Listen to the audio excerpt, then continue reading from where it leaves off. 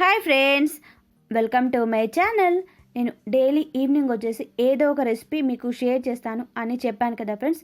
అందుకే daily evening ఏదో ఒక రెసిపీ, సింపుల్గా చేసుకునే రెసిపీస్ మీకు షేర్ చేస్తూ ఉన్నాను. ఇలాగా ఈరోజు రెసిపీలో వచ్చేసి నేను సొరకాయ ఫ్రై కర్రీ చేస్తున్నానండి. చాలా సింపుల్ వేలో చూపిస్తున్నాను. అది కూడా ముందుగా దీనికోసం స్టవ్ మీద వచ్చేసి ప్యాన్ పెట్టుకొని ఇందులో ఆయిల్ వేసుకోవాలి అండి.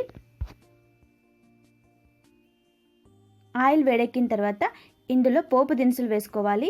జీలకర్ర, ఆవాలు, వేరుశనగ గుళ్ళు, తర్వాత ఇంకా మినప్పప్పు, ఇవి ఏవైనా వేసుకోవచ్చు. నేను ఓన్లీ జీలకర్ర, ఆవాలు మాత్రమే వేస్తాను.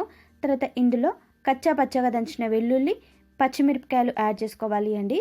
నేను ఈరోజు పూర్తిగా పచ్చిమిరపకాయలతో చేస్తున్నాను. సొరకాయ ఫ్రై కర్రీ వచ్చేసి ఇందులో కారప్పొడి యూజ్ చేయడం లేదు ఫ్రెండ్స్.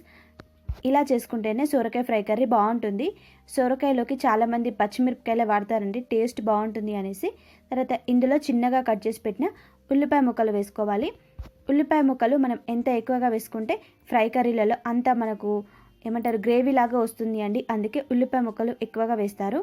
ఇలా వేసి కలుపుకున్న తర్వాత ఇందులో అల్లం వెల్లుల్లి పేస్ట్, అలాగే కొన్ని కరివేపాకు రెమ్మలు కూడా యాడ్ చేసుకోవాలి అండి. తర్వాత తగినంత పసుపు కూడా వేసుకోవాలి. ఇలా వేసి కలుపుకోవాలి అండి.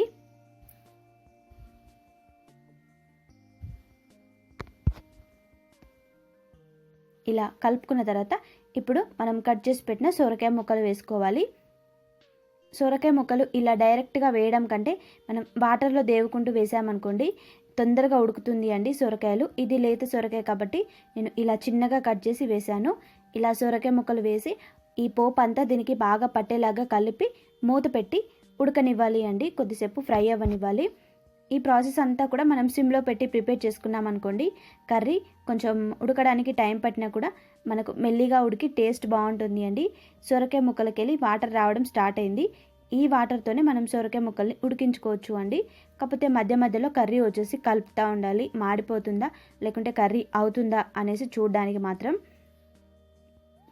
ఇప్పుడు కర్రీకి సరిపడా ఉప్పు వేసుకోవాలి అండి. తర్వాత ధనియాల పొడి వేసుకోవాలి.